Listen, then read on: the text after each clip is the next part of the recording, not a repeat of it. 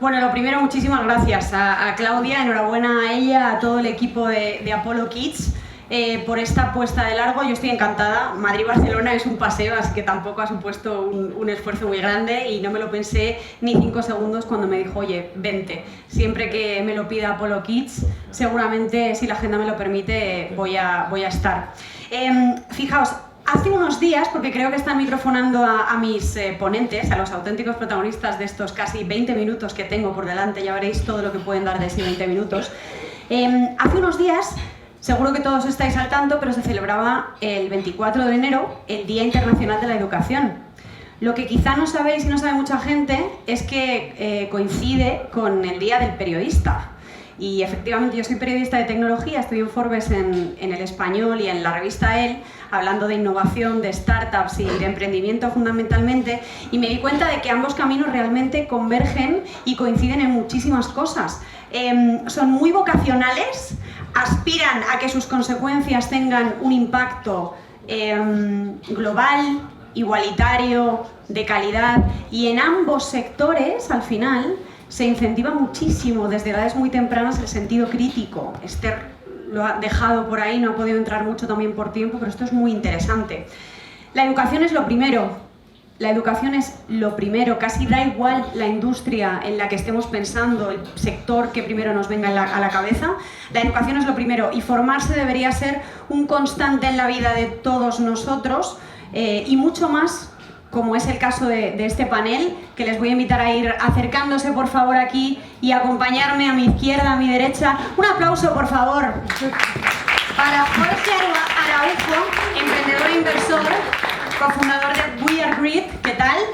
Para Joan Sintés, European Country Sales Lead en Plain Concepts, y para Laura León, líder de equipos de talento en empresas como Inditex, Sofia y Chief Innovation Officer en Fresh People. Un placer teneros aquí, ¿qué tal? ¿Cómo estáis? Pues muy bien, gracias por estar aquí. Encantada, de verdad. Vamos a, como os decía, vamos a intentar no enrollarnos en las respuestas. Esto es lo más difícil de un panel como este. Tenemos, ahora menos, porque yo me he enrollado casi 3 minutos, pues tenéis menos de 20 minutos cada uno. Vamos a ir al grano, si os parece, nos metemos en faena. Decía, la educación y la formación influyen en el desarrollo social, antes de meternos en corporativismo puro y duro. O sea, ¿hasta qué punto, Laura, por ejemplo, si quieres empezar, son determinantes a día de hoy para acceder a un empleo de calidad y a la promoción profesional dentro de una empresa? Sí, o sea, yo creo que a día de hoy sigue siéndolo. Lo que empieza a ser más cambiante o más innovador es que igual ya no buscas gente únicamente que tenga una carrera universitaria. Buscas gente de bootcamp, buscas gente que venga curtida, pero que esté formada, que esté constantemente formándose y actualizándose, ¿no? Que al final es un poco lo que te aportan también este tipo de formatos educativos. Pero... ¿Por aquí, Jorge, Joan? Sí, estoy totalmente de acuerdo. Al final creo que por suerte ha cambiado un poco el paradigma de muchas empresas que no buscan pues, certificados o títulos, sino que buscan conocimiento. Yo tuve la suerte o la desgracia de abandonar mis estudios universitarios porque falleció mi padre y he tenido siempre la suerte de encontrar compañías que han creído más en mi persona, lo que podía aportar, que no el título que justificara lo que sabía. Dijo el grano, yo soy argentino, así que estoy con un miedo terrible de ir al grano, así que voy a intentar... 20 minutos para un argentino. Y emprendedor. Vamos a intentarlo. No sé, sí, no, blanco, que... No, yo creo que sí, en realidad me parece que la educación o la universidad es lo que te ayuda para el primer trabajo, pero después de ahí en adelante es más la experiencia, ¿no? Que creo que es un poco... también las cosas están avanzando tan rápido que al final... Da igual que hayas estudiado o no, me parece que la experiencia y el camino que tenés es lo que va, lo que te puede ayudar para el próximo paso, ¿no? En el caso de vuestras empresas en concreto, o a las que vosotros pertenecéis, ¿en qué escala situáis la formación? Laura. Bueno, nosotros hacemos programas no formativos de aprendizaje.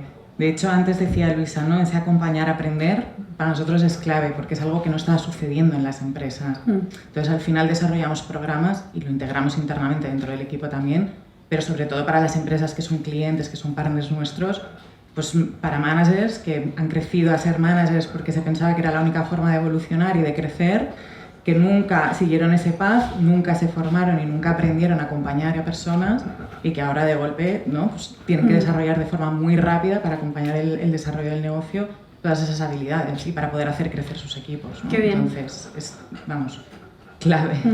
O sea, realizáis de forma proactiva acciones dentro de las empresas para incentivar que los empleados sigan formándose, me imagino. Sí, en nuestro caso yo diría que es un 9 de 10, porque siempre se puede mejorar, pero yo creo que hay 3 tipos de educación cuando hablamos un poco dentro de las compañías. El inicial es el reglamentario, el que tienes que cumplir pues, a nivel de protección de riesgos laborales, compliance, ese tipo de formación obligatoria, que habitualmente es la más aburrida y la que menos aporta, sinceramente. Seguramente hay compañías que lo hacen mucho más divertido, pero la mayoría no. La segunda es la que fomenta los skills de los empleados, creo que aquí es súper clave. Y en nuestro caso somos una consultora tecnológica en Barcelona, un mundo de startups y con millones de inversiones, y retener al talento es prácticamente imposible. Entonces o ofreces perks alternativos al dinero o realmente como compañía lo tenemos muy difícil. Entonces más allá de las ventajas de la conciliación familiar, 35 horas laborales, etc., la formación está en el ADN nuestro, la jornada laboral se reparte como los empleados quieren, siempre y cuando hay un tiempo dedicado obligatoriamente a su autoformación, se dan herramientas de formación y al final la tecnología es un poco como la medicina, es estar siempre al día. Entonces para nosotros es importante. Creo que nos falta, y ahí es un poco donde Apolo yo creo que puede aportar, esa formación complementaria a la persona, que te hagan ya no solo por tus skills, digamos, como empleado para desarrollar tu tarea, sino además como persona para que posiblemente si eres un mejor padre, que no es mi caso, soy un padre horrible, de 3 niños, pues posiblemente sea mejor empleado luego a posteriori. Yo creo que soy buen padre, ¿eh? No me voy a... sí, de nuevo, yo al ser emprendedor y tener emprendimientos creo que también no tenemos tanta estructura y me parece que el ADN de emprender lo tenés dentro, ¿no? Que es un poco la curiosidad. Entonces, en realidad, y hoy en día, habiendo tantas herramientas y un acceso a la información tan ilimitado, depende de uno formarse o no, me parece que es más un tema de curiosidad. Sí creo que hoy en día es importante una curaduría de toda la información, porque hay tanto, que es como, bueno, son estas cosas. Y creo que a mí, bueno, un poco en la oficina se me quejan que en vez de darle cosas o decir un after office, en realidad voy y regalo libros que a mí me divierten, los leo y se los voy regalando. Entonces le digo, bueno, que no acepte un libro mío no pasa nada, pero bueno, un poco lo que intento fomentar es la curiosidad, que creo que eso es fundamental para aprender. Por curiosidad, ¿cuáles son los beneficios que vuestros empleados al final valoran más? Que seguramente va a salir una palabra estrella de los últimos 2 años, desde 2020, la conciliación. Seguro. Jorge. Entendí muy bien la pregunta. ¿Cuáles son los beneficios dentro de vuestras empresas que los empleados valoran más? Es decir, ¿aportáis un beneficio o, digamos, una ventaja competitiva con respecto a otras empresas de la competencia, por ejemplo, en la conciliación? O sea, ¿les facilitáis que puedan conciliar? Yo creo que lo que más valoran, bueno, también por el tipo de liderazgo que creo que tenemos nosotros y la cultura, es más que nada la flexibilidad y si alguien no sabe algo, digo, bueno, fíjate, investigá qué curso, por ejemplo, hace poco una persona del equipo de ventas, yo le hablaba de Levita, de la rentabilidad y no entendía, le digo, bueno, ¿por qué pasa? Me dice, bueno, no, que la parte de finanzas no la tengo clara, bueno, fíjate un curso, decime cuál es y lo haces, ¿no? Entonces eso también es un poco, por lo menos en nuestra cultura de empresa intentamos ser muy de confiar en la otra persona y decir, bueno, ¿cómo querés autodesarrollarte? Porque creo que si la persona no quiere transformarse, desde el exterior tampoco lo puedes hacer, ¿no? Entonces, claro. Pero bueno.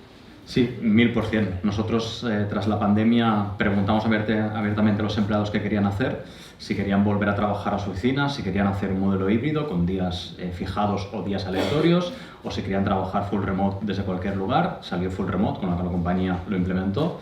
También preguntamos si querían horario laboral normal, querían 35 horas semanales en franja continua, es decir, de 8 a 3, o si querían 4 días a la semana con una pequeñísima reducción de sueldo. Y ganó pues, jornada intensiva de 8 a 3 todas las semanas. Y lo implementamos. Entonces, con este tipo de actividades, más allá de fomentar, yo creo que la gente se encuentre pues, muy cómoda, que se pueda adaptar muy bien a sus necesidades. Si en lugar de a las 8 puedo empezar a las 10 porque tengo que llevar al niño al cole, no hay ningún problema en absoluto. Hay lo que llamamos las core hours, que es entre 10 y 1. Y eso yo creo que lo valoran muchísimo. Además, lo que valoran es trabajar con talento. O sea, creo que tenemos un grupo de gente muy talentosa y atrae a más talento a trabajar con nosotros. Pues mira, has dicho 2 cosas interesantes y además una de ellas me la has dejado votando para la siguiente pregunta. Laura, ha hablado de sueldo. Debate. ¿Los empleados prefieren flexibilidad a día de hoy o sueldo? Depende. de cuál sea la diferencia de sueldo Claro, que estamos claro. hablando. Es el eterno debate y es la eterna conversación cuando estás haciendo recruitment, sobre todo para startups, ¿no? Que ponen muchísimo, pues que normalmente no pueden pagar unos salarios como a veces empresas más grandes y ponen mucho en valor otra forma de trabajar, Claro. una mayor exposición, un mayor crecimiento, otros perks, ¿no? Porque si no, Depende de tu hay momento mucha vital. rotación, de hecho la hay, por eso en el ecosistema al final hay tantísima rotación. Bueno, también porque hay mucho perfil muy inquieto, ¿eh? Claro. O sea, yo creo que hay que poner en contexto. Al final, Google tiene 1 año y 8 meses de media de estabilidad de personas, porque los perfiles que contratas son perfiles intraemprendedores, que muchos se van luego a emprender. Entonces también juegas con un tipo de perfil joven. O sea, al final salario y flexibilidad, pues depende de tu momento vital, depende de lo que te encaje ahora, depende de lo que te apetezca ahora, depende de lo que te apetezca el trabajo ahora. O sea, Total. siempre y cuando tus mínimos, evidentemente, de expectativas salariales estén cubiertas. Completamente de acuerdo, y de hecho Joan ha comentado también la palabra talento y creo que es un skill fundamental hoy en día. O sea, la gente quiere trabajar con gente talentosa, esto es así. ¿Quién de aquí está de acuerdo? Asintís todos con la cabeza, que por favor levantad la mano. Pues obviamente casi el 100% de los que estamos aquí. Al final es un skill importante y el caso es que tenemos un problema de talento cualificado en España bastante serio, al que creo que no estamos prestando mucha atención y es una circunstancia que creo que es compartida al día de hoy por el conjunto de Europa. Pero ese es otro debate, no me va a dar tiempo a comentar esto. Vamos a volver a meternos en el corporativismo puro y duro. Jorge, ¿qué consideras que crees que no se está haciendo suficientemente bien a la hora de promover la formación in-house? No solo en vuestras empresas, sino en general en el tejido empresarial de España, por ejemplo.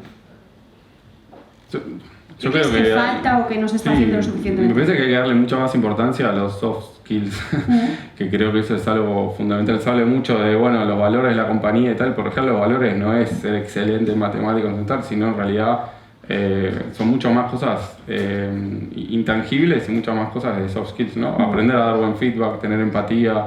Es difícil, por eso también, ahí hablaban de la educación de los niños y tal. Y yo puntualmente tengo 2 hijas y lo único que espero es, ojalá que tengan buenos valores y eso es un poco lo que yo le quiero transmitir, porque todo lo demás, la realidad del mundo está cambiando tan rápido que da igual lo que puedan aprender. Y creo que eso es algo que ni las empresas, y es muy difícil también cuando alguien entra, ¿cómo valora los soft skills de la gente? De hecho, yo intento los perfiles un poco más difíciles, ir a comer y ver cómo se relaciona con la gente, si ayuda a levantar el plato o no. Al final eso es un parámetro de soft skills. Pero efectivamente creo que eso es algo que no se habla mucho y es muy difícil un curso de empatía. No sé, y definitivamente es un valor enorme. Las soft skills, que mal llamadas habilidades blandas, cuando son Deberían completamente ser lo las contrario, o sea, es lo principal, ¿no? Por donde hay que empezar. Correcto. Yo creo que hay un déficit en general, y hablo quizá no solo en temas corporativos, quizá en la educación general española, en la comunicación. Tengo la suerte de poder dar clases en alguna escuela de negocio. Casi todos mis alumnos acaban siendo sudamericanos y tienen una capacidad expresiva de comunicación. Les hago siempre el primer día, una putada, perdón la expresión, de salir delante de todo el mundo, presentarse, bailar, cantar, en función de cómo reaccionan. ¿Les haces bailar y cantar? Sí, al más tímido lo hago bailar. Y reaccionan mucho mejor que otros compañeros que tienen en la clase, que son nacidos aquí o en Madrid o en cualquier otro lugar, no es una cuestión autonómica. Yo creo que en general y en las compañías, por ejemplo, mis compañeros que todos son del sector tecnológico, con lo cual programadores, con lo cual la skill comunicativa que puede parecer que no les aplica muchísimo, porque al final están trabajando con clientes en su día a día y trabajamos mucho en equipos híbridos, con equipos de clientes, con lo cual tienen que comunicarse, tienen que hablar entre ellos. Y creo que esa parte la deberíamos trabajar mucho más, podríamos trabajar ya desde el colegio, desde las universidades, desde los bootcamps, yo creo que desde la base. ¿Y sabes una tecnología que todavía está muy incipiente, pero que a mí me fascina, creo que tiene muchísimo futuro, pero le queda muchísimo, en nuestro país ni os cuento, digo a nivel mundial, que creo que en el sector de la educación va a cambiar muchas cosas? El metaverso. El metaverso educativo, que no sé hasta qué punto estáis metidos en esto, pero por curiosidad quería preguntarte, Laura, si habéis jugueteado también desde Fresh, por ejemplo, con el metaverso y todo lo que tiene que ver, todas las posibilidades que tiene para el sector educativo, pero no solo para los niños, o sea, para la formación en general. 100%, porque al final es un poco lo que decíais, o sea, la formación no tiene peso en las empresas porque tiene que ser de muchísimo valor, tiene que generar impacto y a día de hoy hay mucha formación que es todavía transmisión de conocimientos y eso me lo pongo en un podcast cuando voy, aprovecho para ir a correr, ¿no? O sea, no me saco una hora de mi trabajo para hacer eso. Entonces, yo creo que todas estas tecnologías van a aportar espacios donde se pueda aprender haciendo y donde podamos realmente acompañar a las personas a aprender. Y los cursos en sí, de muchísimas cosas de soft skills, lo que tú decías, un curso de empatías, me voy a sentar a que me digan que tengo que... Pero ¿cómo se hace eso en el día a día cuando tengo una persona delante, que no estamos alineados, no estoy de acuerdo con la performance que está teniendo, le tengo que dar feedback, le tengo que acompañar, tengo que conseguir que mañana haga las cosas de forma diferente, ¿no? ¿Cómo se hace eso? Es que quizá entrenándolo en el mundo virtual, que por ahí van los tiros. No sé si tenéis opinión en esto. Nosotros hemos hecho bastantes proyectos ya de metaverso educativo y al final, por un lado, hay una reducción de costes. Imaginaos que trabajáis en una compañía aérea o una naviera, pues tienes que enseñar a alguien a soldar o a cómo modificar un motor de un avión, no puedes tener X motores de un avión porque cuestan millones de euros. Entonces, si tienes un modelo digital extremadamente idéntico donde puedas replicar el proceso, es un ahorro de costes. Pero yo creo que en la fase, digamos, de comunicativa o masa social del metaverso, a la gente quizá con dificultades de socializar o de comunicarse, les puede dar esa alternativa a no sentirse tan agredidos o tan violentos en un grupo mayoritario. Quizá. Claro. Sí, cuando hablan de metaverso a mí me parece raro porque me parece que ya estamos enganchados en el metaverso hace mucho tiempo, solamente que la usabilidad es un telefonito así. Pero lo único que está haciendo las nuevas cosas del metaverso es mejorar la usabilidad, porque hoy ya estamos enganchados en el teléfono, en el ordenador, solamente que la experiencia va a ser mejor. Entonces me parece que ya estamos enganchados en la formación del metaverso, porque digo, estamos todo el día online. Solamente va a ser una sensación un poco más inmersiva y un poquito mejor, pero creo que ya estamos enganchados en eso. Sí, la tecnología está avanzando, pero es como decir, la formación online funciona o no funciona, ya está funcionando. Me parece que eso va a ir mejorando mucho más, pero... sí. Aquí no me voy a detener porque entraríamos en otro debate. Me está un minuto. Muy bien, Claudia, eso hay que hacer, cortar a la gente. Sí, señora. No me voy a meter, pero no es exactamente así y además es que de verdad es un tema súper interesante que estoy segura de que aquí hay mucha gente que estáis relacionadas con el sector educativo y tenéis que estar atentos porque todavía no conocemos el metaverso, o sea, todo lo que ha habido hasta ahora no es metaverso, de hecho metaverso solo hay uno y dentro caben infinitos mundos virtuales que son exactamente igual de reales que el mundo físico y es la principal diferencia. No cambia solo la usabilidad, es que es otro rollo, completamente distinto. Pero por cerrar, os voy a pedir casi a modo de titular la siguiente pregunta que yo creo que nos viene bien a modo casi de conclusión. ¿Cómo preparamos, Laura? Retomo un poco el tema de las skills, ¿no? ¿Cómo preparamos a los niños y a las niñas para las skills necesarias hoy y mañana en sus futuros trabajos? En trabajos que van a desarrollar que hoy a lo mejor ni existen. No, ni existen seguro, vamos, totalmente. Generando curiosidad y generando aprender a aprender. Yo creo que es la única manera. Mira, mis hijos iban el otro día caminando los dos y la mayor le decía al pequeño, Nico, ¿sabes que no solo crecemos en nuestro cumpleaños? Y pensé, qué magistral, ¿no? Esto se lo cuento yo a los managers de las empresas y no lo entienden, ¿sabes? Claro. Que no solo creces en la performance review. Pues es un poco eso, o sea, tienen que aprender a aprender y tenemos que enseñarles a que desarrollen esa habilidad porque se van a tener que renovar, pero vamos, seguro. Qué bueno, Joan. Yo diría que tenemos que tener claro que al final el rol de enseñar no solo quedan los maestros. Soy marido de maestra, con lo cual sé un poco de lo que hablo, pero el papel de los padres y en la educación creo que es clave y muy a menudo por horarios, por actividad, etcétera, cedemos mucho ese papel quizá en el colegio, en las escuelas. La selección es un infierno, he pasado por 3, pero creo que el papel que tenemos los padres en casa, cómo actuamos con los niños, cómo les incentivamos a hacer cosas, creo que es la clave. Y si tenemos alternativas como Apollo Kids, para ayudarnos a complementar nuestro déficit, pues creo que es interesante. Sí, yo estoy 100% de acuerdo, ahí me robó la curiosidad, pero yo creo que me acuerdo lo que mejor me sirvió, la herramienta que más me sirvió en mi carrera formativa fue una profesora que me enseñó a estudiar.